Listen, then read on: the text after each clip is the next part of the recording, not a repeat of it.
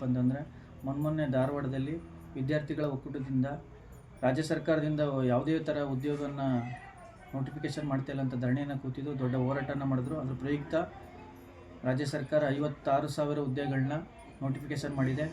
ಆದರೆ ಪ್ರಮುಖ ವಿಷಯ ಏನಪ್ಪ ಅಂತಂದರೆ SC/ST ಮೀಸಲಾತಿ ಏನಿದೆಯೋ 17+7 ಅದರ ಅಡಿಯಲ್ಲಿ ಉದ್ಯೋಗವನ್ನು ನೀಡದೆ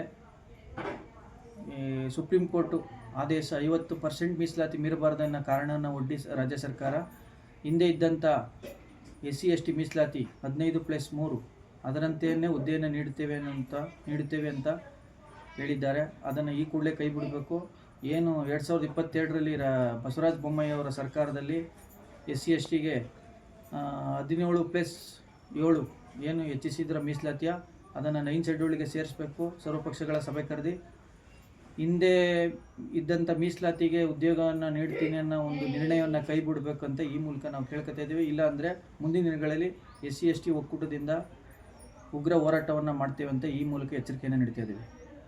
ಮೊನ್ನೆ ಧಾರವಾಡದಲ್ಲಿ ವಿದ್ಯಾರ್ಥಿಗಳ ಒಕ್ಕೂಟದಿಂದ ರಾಜ್ಯ ಸರ್ಕಾರದಿಂದ ಯಾವುದೇ ಥರ ಉದ್ಯೋಗವನ್ನು ನೋಟಿಫಿಕೇಷನ್ ಮಾಡ್ತಾಯಿಲ್ಲ ಅಂತ ಧರಣಿಯನ್ನು ಕೂತಿದ್ದು ದೊಡ್ಡ ಹೋರಾಟನ ಮಾಡಿದ್ರು. ಅದರ ಪ್ರಯುಕ್ತ ರಾಜ್ಯ ಸರ್ಕಾರ 56,000 ಹುದ್ದೆಗಳನ್ನ ನೋಟಿಫಿಕೇಷನ್ ಮಾಡಿದೆ.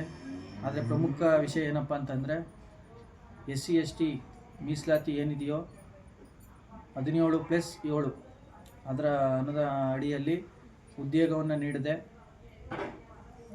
ಸುಪ್ರೀಂ ಕೋರ್ಟು ಆದೇಶ 50% ಮೀಸಲಾತಿ ಮೀರಬಾರ್ದು ಅನ್ನೋ ಕಾರಣವನ್ನು ಒಡ್ಡಿ ರಾಜ್ಯ ಸರ್ಕಾರ ಹಿಂದೆ ಇದ್ದಂಥ SC/ST ಮೀಸಲಾತಿ 15+3 ಅದರಂತೆಯೇ ಹುದ್ದೆಯನ್ನು ನೀಡುತ್ತೇವೆ ಅಂತ ಹೇಳಿದ್ದಾರೆ. ಅದನ್ನು ಈ ಕೂಡಲೇ ಕೈ ಬಿಡಬೇಕು. ಏನು 2022ರಲ್ಲಿ ಬಸವರಾಜ ಬೊಮ್ಮಾಯಿ ಅವರ ಸರ್ಕಾರದಲ್ಲಿ SC/STಗೆ 17+7 ಏನು ಹೆಚ್ಚಿಸಿದ್ರ ಮೀಸಲಾತಿಯ ಅದನ್ನು 9th ಶೆಡ್ಯೂಲ್ಗೆ ಸೇರಿಸಬೇಕು. ಸರ್ವಪಕ್ಷಗಳ ಸಭೆ ಕರೆದು ಹಿಂದೆ ಇದ್ದಂಥ ಮೀಸಲಾತಿಗೆ ಉದ್ಯೋಗವನ್ನು ನೀಡ್ತೀನಿ ಅನ್ನೋ ಒಂದು ನಿರ್ಣಯವನ್ನು ಕೈ ಬಿಡಬೇಕು ಅಂತ ಈ ಮೂಲಕ ನಾವು ಕೇಳ್ಕೊತಾ ಇದ್ದೀವಿ. ಇಲ್ಲ ಅಂದರೆ ಮುಂದಿನ ದಿನಗಳಲ್ಲಿ SC/ST ಒಕ್ಕೂಟದಿಂದ ಉಗ್ರ ಹೋರಾಟವನ್ನು ಮಾಡ್ತೇವೆ ಅಂತ ಈ ಮೂಲಕ ಎಚ್ಚರಿಕೆಯನ್ನು ನೀಡ್ತಾ ಇದ್ದೀವಿ.